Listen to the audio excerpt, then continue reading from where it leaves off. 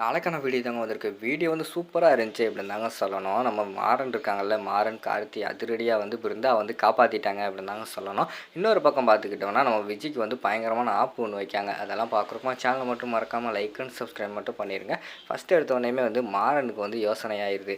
என்ன இவ வந்து போலீஸ் கம்ப்ளைண்ட் கொடுக்க போறேன்னு சொன்ன உடனேயுமே வந்து இவ வந்து பயப்பட ஆரம்பிச்சிட்டா. அப்படின்னா விஜய்க்கும் இதுக்கும் ஏதோ ஒரு சம்மந்தம் இருக்குன்னு மட்டும் நல்லா தெரியுது. போலீஸில் போய் கம்ப்ளைண்ட் கொடுத்தா அவங்க வந்து உண்மையை கண்டுபிடிச்சி எல்லாத்துக்கும் காரணம் விஜய் தான் சொல்லிட்டாங்கன்னா பிறகு அவளோட நிலைமை இங்கே மோசமாயிரும் அப்படின்னு நினச்சி தான் அவள் இந்த மாதிரிலாம் பண்ணிக்கிட்டு இருக்கா. அப்படின்னா இந்த வீட்டை தவிர வேறு எங்கேயுமே வந்து போகிறதுக்கு வாய்ப்பே கிடையாது அப்படிங்கிற மாதிரி சொல்லிக்கிட்டு இருக்காங்க. இன்னொரு பக்கம் பார்த்தா நம்ம வள்ளி வந்து என்ன நம்மளோட தண்ணி தொட்டியிலேருந்து பிளட்டு வந்துக்கிட்டே இருக்கிற மாதிரி இருக்கே, தண்ணியிலேயே வந்து பிளட்டு கலந்து வர்ற மாதிரி இருக்கே அப்படின்னு சொல்லிட்டு அவங்க வந்து அதிரடியாக வந்து அந்த இடத்துல சொல்கிறாங்க. டேய் தண்ணி ஒரு மாதிரி சிவப்பு கலரில் வருதுடா அப்படின்னு சொல்லிட்டு அந்த இடத்துல கார்த்தி மாறன்கிட்ட சொல்கிறாங்க.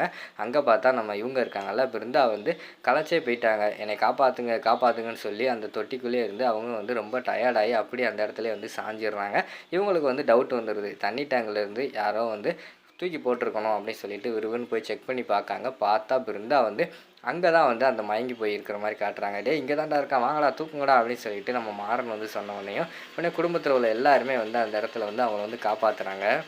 காப்பாற்றினோடனே விஜய்க்கு வந்து பயங்கரமான ஷாக் ஆயிடுது. என்னடா நம்ம வந்து எப்படியாவது பிருந்தாவோட கதையை முடிச்சிடலான்னு பார்த்தா இப்படி கடைசியில் காப்பாற்றிட்டாங்களே அப்படின்னு சொல்லிட்டு அவங்க ஒரு பக்கம் யோசிச்சுக்கிட்டு டக்குன்னு வந்து அதிரடியாக அதை அவங்க வந்து சாதகமாக்கிடுறாங்க. எல்லாத்துக்கும் காரணம் வந்து இங்கே இந்த குடும்பத்தில் உள்ள ஆள் தான் கடைசியில் என் மேலே பழியை போட்டு என்னை இந்த வீட்டை விட்டு அனுப்புறீங்களே அப்படின்னு சொல்லிட்டு அவங்க அந்த இடத்துல நாடகம் ஆட ஆரம்பிச்சிடுறாங்க. அவங்க நாடகம் ஆடினாலே வந்து நம்ம வள்ளி வந்து அதை அப்படியே நம்பிடுறாங்க. நம்ம விஜய் வந்து நல்ல பொண்ணு, கல்லங்க உடம்பு இல்லாதவ, எதுவுமே தெரியாதவ அப்படின்னு சொல்லிட்டு அவங்க நம்பிடுறாங்க.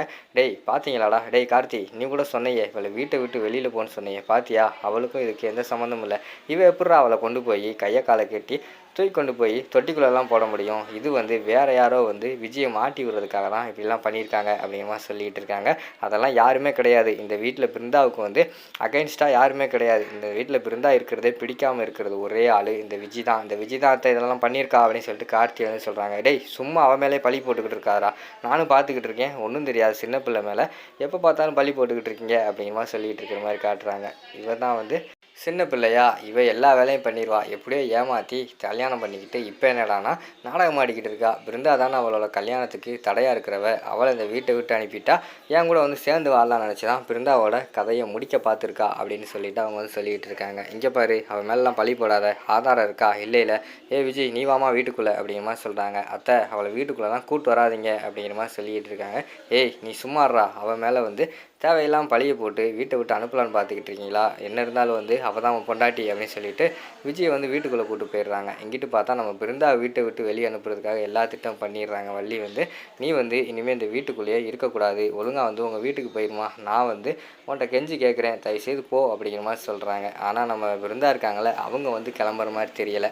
என்னோடய ஹஸ்பண்ட் வந்து கார்த்தி தான் அத்தை, நான் வந்து அவரை விட்டு போகவே மாட்டேன், தயவுசெய்து வந்து நான் சொல்கிறத வந்து புரிஞ்சுக்கோங்க அப்படிங்கிற மாதிரி சொல்லிக்கிட்டு இருக்காங்க. இல்லைம்மா அதெல்லாம் சரியாக வராது, உங்கள் குடும்பத்துக்கும் இதுக்கும் சரிப்பட்டு வருமா என்னன்னு தெரில, உங்கள் அம்மா வந்து ரொம்ப கஷ்டப்படுறாங்க, உங்கள் அம்மாவுக்கும் இதில் விருப்பம் கிடையாது, நீ வந்து தப்பான முடிவு எடுத்திருக்க, தயவுசெய்து வெளியில் போயிருமா அப்படின்னு சொல்லிட்டு பேக் எடுத்து கொண்டு வந்து நம்ம பிருந்தாவோட பேக்கை வந்து வாசல்லே போட்டு வீட்டை விட்டு வெளியில் போமா அப்படிங்கிற மாதிரி சொல்கிறாங்க. அங்கே பார்த்துக்கிட்டோம்னா நம்ம பிருந்தா வந்து நான் போக மாட்டேன், நான் வாழ்ந்தால் கார்த்தி கூட தான் வாழுவேன் அப்படின்னு சொல்லிட்டு அவங்க வாசப்படியிலே உட்காந்துருக்கிற மாதிரி தான் காட்டுறாங்க. அதோட பார்த்துக்கிட்டிங்கன்னா நாளைக்கான எபிசோடு வந்து முடிச்சிடுறாங்க.